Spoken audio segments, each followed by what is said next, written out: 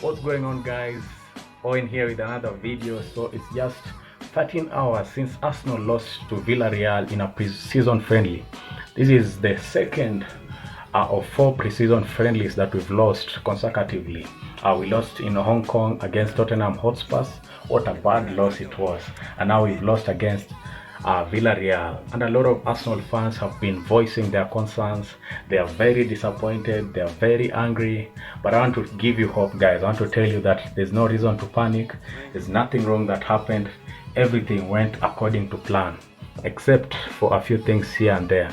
So join me, guys, as we discuss what really went wrong for Arsenal against Villarreal and the key issues that Arteta needs to look at to make sure that we are ready for that super big game against Manchester United at Old Trafford.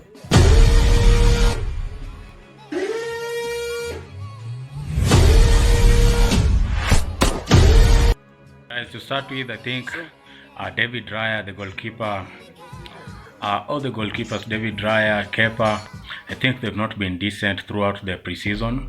Raya has made a couple of mistakes here and there, things that we are not used to see him do. He's not made any major saves.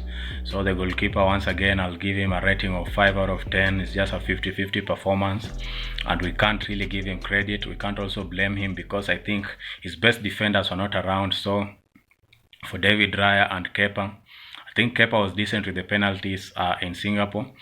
But for David Raya, we've not seen anything major to be proud about. But again, because the defenders were not their defense and the goalkeeper, they go hand in hand. So onto the defense, I think Zinchenko, we didn't see anything much. He was dribbled past very easily, and that is common Zinchenko, so we can't really say that he's part of the people that let down the team because we are used to him doing that.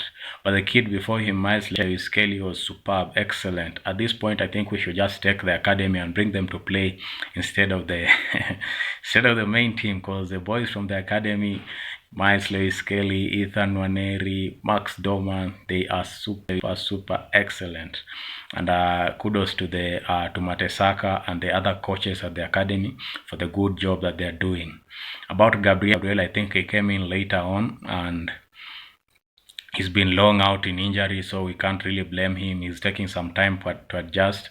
Like the third goal, I think he was not really settled into the game before getting dribbled past, so we'll not really blame him for that. We really hope that he comes up to speed very fast so that by the time we go to Old Trafford, he's in a superb form.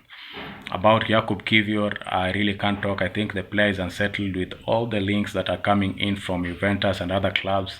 The player is just not settled, and some of the mistakes that were done in the first half, some of the goals we could say they were due to Jakub Kivior. Saliba, I think he was missing his all-time partner Gabriel Magalhaes, so he was the only one pushing himself hard in the defense centre-back with Jakub Kivior very unsettled. So I think once Gabriel and Saliba are back together, the defense will be back in good position.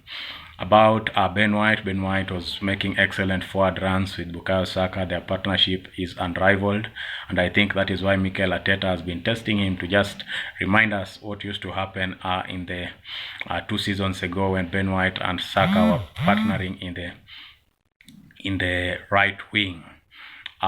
When Timber came on, I think he was excellent, but he didn't do anything major.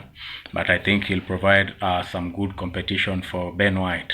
On to the midfield, Nogard with an excellent goal, very superb header by Nogard. But apart from that, I think the midfield was shaky.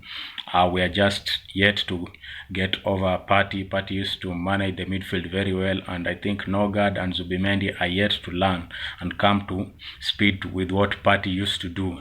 So a lot of guys have been talking, saying that it will be very hard to replace Thomas Partey this season, but I think we should give the new signings some time. It's fair to say that Arsenal has to move on from Thomas Partey. It's going to be difficult at the start of the season, but once we are able to adjust and start playing with the new signings, it will be a good season for us. On to Declan Rice, I think he was excellent. Nothing much to talk about. Typical Rice. Mikel Merino, apart from the missed penalty, I think he also did good, and he's gonna give Declan Rice some great competition.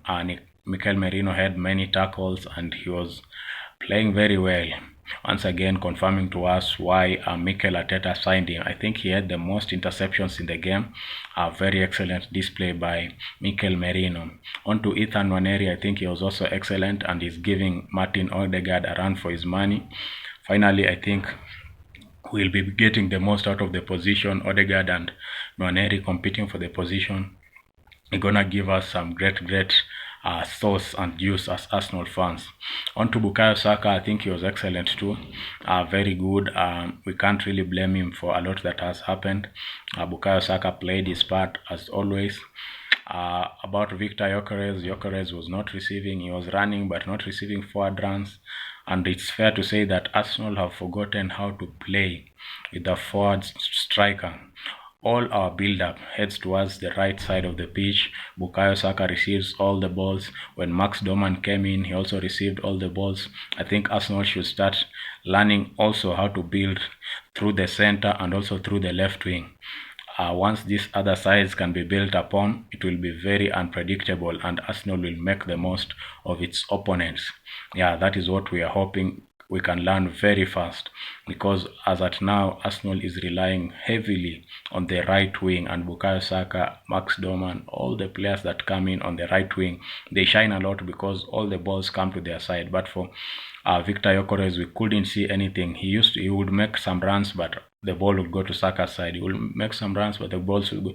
So I think the midfielders and the defenders should be told that they should learn how to pass some balls directly to Victor Gyökeres, and that is why I think we want another version of an attacking midfielder in Eberechi Eze. Once he comes to the left wing and also to the attacking mid, we will be in an excellent position. Speaking of that, Eberechi Eze's build is imminent.